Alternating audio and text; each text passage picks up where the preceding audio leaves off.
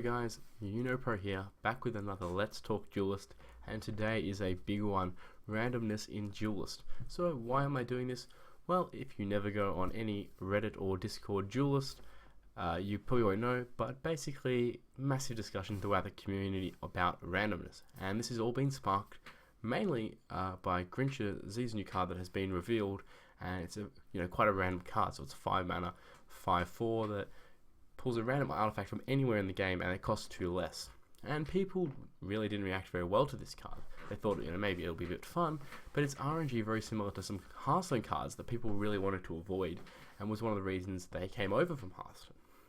So before we get into this and look at both sides of arguments, why kind of player may choose to make these cards as well, I just want to give you a little bit of my background so you can see where I'm coming from and the perspectives I had. And I think I'm fortunate in the 2 card games I've played most previously have actually been on opposite ends of the spectrum. So I played quite a lot of Hearthstone, and I think most of us will know just how much randomness is in that game. And I mean, Duelyst definitely isn't at that point or anywhere near that point. So obviously I've come from Hearthstone, lots and lots of randomness there. And then I've also come from a game called Duel of Champions. So those of you who follow my YouTube channel for a very long time know I used to make videos for that. And Duel of Champions was a game that had nearly no randomness in it, apart from inherent card draw. And even then, there was card draw mechanics that allowed you to have massive hands, so you're going to see most of your deck anyway. So different ends of the spectrum, but when I came to Duelyst, I was definitely very happy about the lack of randomness. One thing I really like when card games do is when the best players are able to go on massive win streaks. So in Duel of Champions, there was players going on 40 win streaks all the time, some really good players, and 90% of the time the best player would win in a match. And then Hearthstone, even professionals only have win rates of around 60-65%. Anything more than that is pretty insane and very unlikely to happen. So when I came to Duelyst, I was telling my friends about Duelyst. I would say it's so good, it's really competitive, and you can go on massive win streaks if you play really well. If you win, it's probably because you played better, which is something I really like. But why haven't I, reacted as harshly to some of these new randomness cards? Well, when you take a look at it, there are some ways that RNG can be beneficial to a game, and it's not just the fun, casual, Twitch streamer highlights. It can actually increase skill in some situations. Personally, I'm still probably on the side where randomness should probably be lowered. We don't want too much randomness, but I want to go into some situations about what's good RNG and what's bad RNG. So let's talk about how RNG, or randomness, can actually affect the skill level required of players to play perfectly. Now, when you actually think about it, randomness creates more possibilities. So to play perfectly, you are considering all these possibilities. So it's actually technically harder to play perfectly when considering randomness. And that's why in games with millions of possible outcomes like chess, computers are now better than the top players. But that doesn't mean that RNG increases skill. So I don't really like people saying that RNG lowers the skill of a game. I think it can actually increase the skill of a game. But the problem is that skill increase results in a win rate percentage of top players going down. Because even though they may be playing better, they may have accounted for all these different outcomes, while our opponent only accounted for one. They may have gotten more lucky than you and they won anyway. So while skill can be increased, it doesn't mean win rate is going to increase, and often means the lower. So does counterplay even want the best players to have a really high win rate? Possibly not. They want games to be exciting for new players, but I think that's more of a ladder problem. You want to try and match people against equal skill, and then that's not really a problem. So back to RNG, potentially increasing skill. When you think about it, and you put it in really simple terms, every play you make, even if you don't consciously think that, you're looking at your chances of winning the game in a percentage form, and then you're making the play that increases those chances. So I can be in a spot where I'm really far ahead, and I'm probably 80%, I can say I'm 80% to win the game. I'm probably not going to say it in my head, but that's the process we're going through subconsciously. And then every move I make is going to, hopefully, I'm thinking that it's going to increase my percentage chance for winning the game. So when we're normally playing, we're just thinking, what's the best play? What's going to increase the percentage by the most? When you take randomness into a factor, now there's another level of thinking. you have to think, what's the best possible outcome, what's the best possible play? And you also have to think, what's the worst possible outcome? So there's another layer of what you have to consider for, and you suddenly have to plan for multiple outcomes. If we say Phoenix Fire, 2 mana, deal 3 damage. You can plan around that very easily. If you're versing a 3H min, it's not hard for the average player to realize, hey, that's pretty good for me. Suddenly, if it was 2 to 4 damage, now a player to play really well has to account, what am I going to do if it hits 2 damage? What am I going to do if it hits 3 damage? I guess 4 damage isn't relevant, so it's not the best example, but you have to account for multiple outcomes. Now, this can increase skill, but it can lower the win rates, and it doesn't feel good losing to RNG. But there are situations when a good player is rewarded for thinking more. So let's use another example. It's a little bit more complicated, so hopefully I can articulate it well enough so you guys can follow. But let's say we have Xerx's Old Bloodborne spell, 2/2 with Rush and a random spot around the general. Now let's create a situation in our heads where there's one spot that can't hit the general and can't get lethal. And if you get that spot, you're not going to get lethal, you're going to die next turn. And then there's 4 other spots. So an 80% chance for you to win the game on the spot. Now, most of the time, 80% is a pretty good chance. But a good player may be able to evaluate, well, if I don't go for this, if I don't take this chance of missing, my win rate may be higher than 90%, higher than 80%. So if I choose to play safe, not go for it, my win rate may be 90%. Now that's something very hard to quantify, but in the long run, better players will be rewarded for that. And it's not necessarily the case where you're rewarding skill if that RNG doesn't exist, because sometimes, well, I guess in that example, killing them is very, very easy to find. You just put it wherever you need it to go, and then you hit them in the face. Now that's getting a bit complicated with power levels and stuff. But what I want to talk about is that assessing your odds of winning the game and then planning your RNG based around how different outcomes can affect that is another layer of skill. So I don't think many people, when they actually think about it, will argue that RNG decreases skill, because there's so many more outcomes. By definition, more decisions, more possible outcomes means more you have to consider, higher skill, right? But the problem that people have, and I don't think they articulate this overly well, is that it means that the better player is going to win less. That's the real problem with RNG, not that it decreases skill. And that's definitely a real problem. If you play better than your opponent, you feel entitled to win. And there's already inherent RNG in the game. Which brings me to another argument that I don't really like at all. And people say, I think most people don't really agree with this, but they say, well, why are you complaining about randomness in a card game? There's already randomness by drawing. Well, because there's already randomness, we don't need to add any more. That's not really a very good argument. You can have limited RNG where the RNG is card draw, and then you can have Hearthstone levels. And I think somewhere in between there can be a nice balance. So let's take a look at some more specific examples of what good and bad RNG is. So when I'm sitting down and thinking about a card with a random effect, the first thing I think about when I think this card is healthy or harms the better players, the better player in a match, is looking at the opposite ends of results. Now, one of the biggest offenders of this is Jaxi. So, if you get that 1/1 ranged unit online, it's pretty good.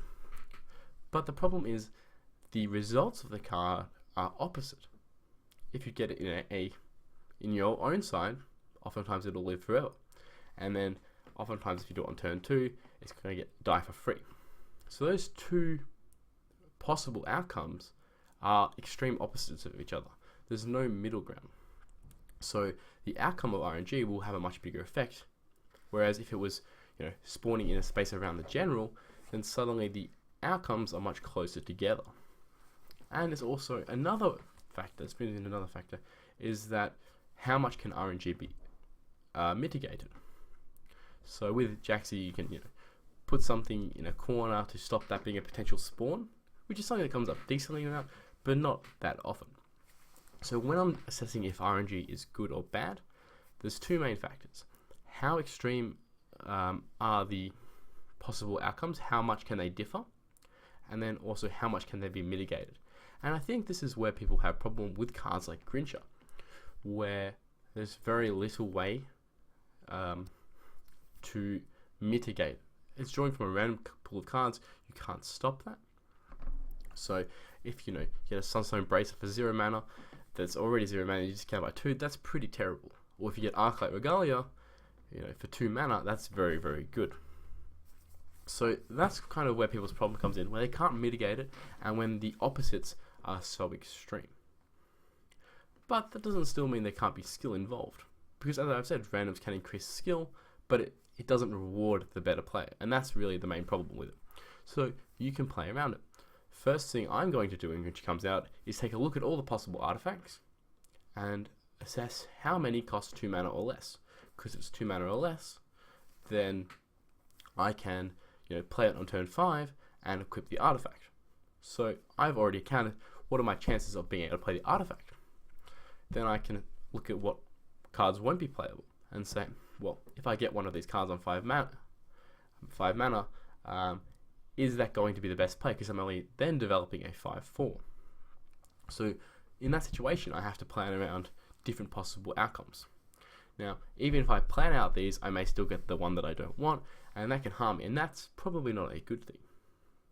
Okay, so I think hopefully I've made it pretty clear that I actually think RNG kind of increases skill, and obviously increases the level required to play perfectly, and almost makes it impossible for humans without being able to calculate everything beforehand.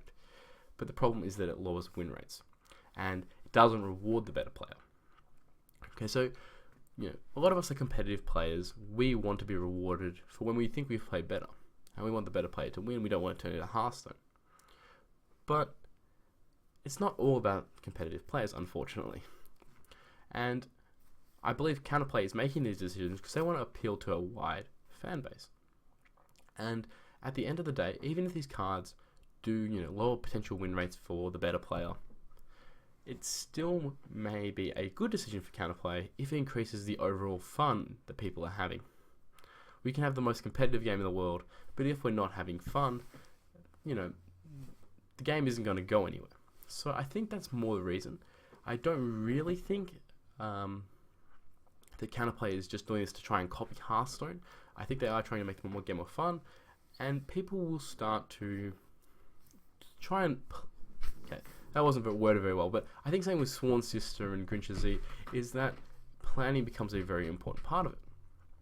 Also, another thing I want to talk about actually is how these cards relate to the replacement mechanic is extremely awesome, and I really like the way that it works. So when I'm playing Sworn Sister, and say I have 7 mana, okay, I can replace beforehand Sworn Sister, or I can replace after Sworn Sister, and there's a couple different reasons I want to do that. So before I will do anything, before I replace or play Sworn Sister, I need to think through my deck and think, okay, if I replace a card, when am I not playing Sworn Sister? So if I take a 4 Winds Magi, am I going to play Sworn Sister then? Okay, and then you have to evaluate all these cards that you're going to play instead of Sworn Sister before you play Sworn Sister. Because you don't want to replace, you need to decide, if I replace and get that card, is it worth the risk of then drawing a dead card of Sworn Sister and not being able to replace it, which is something you really need to account for. So the way it works there is really good because random card draw can be mitigated by a skillful player who plans out their turns. If you're able to replace second, it's a big advantage. Though, you need to weigh up the risks. What cards can I play? And so, Sworn Sister is a card that I'm never really just drop straight away, because I need to consider what my players will be affected by my replaced order. So it's a similar kind of thing with Grinch, obviously to a lesser extent. A artifact, decreased cost by 2, you're not going to want to replace it very often. That's kind of part of the strength of the card. So it's not something that's as extreme, for example, as Sworn Sister, and there's also a little bit less you can control. Some decks are better with Sworn Sister because they play to the faction's inherent synergies, whereas Sarge is probably the only deck, maybe Vath, that can also benefit off artifacts as well. So if you can put it in a deck where you're kind of benefiting most of the time off the card, that randomness has been mitigated to an extent, but that's a little bit harder to do with Grinch, in my opinion. So I hope it doesn't get to a power level where it's included in a lot of decks that don't have that inherent synergy and ways to benefit off most artifacts, and I'm just playing because it's really powerful. So that's something I'm a little bit worried about. If a deck is designed to benefit, based off most effects, that randomness has been lowered. So what I really want to see for the game's future is randomness that can be played around, that the better player will be able to play around better than their opponents. Obviously that sounds a bit simple, but these cards that have very swingy effects can be dangerous to a game, because if they have the difference between an Arclight Regalia and a Sunstone Bracer is winning or losing the game, that's when you start to have problems. And I think that's why most people are outraged. Well, some people are outraged, some people are just criticizing the game in a fair way. And I don't think any of these claims are valid. I can also understand why Counterplay wants to make these cards. They want the game to be more fun. Some people have complained about the game being stale, and sometimes these cards can be quite fun, though there's definitely a very fine line to find. So I'd love to hear your thoughts on RNG, guys.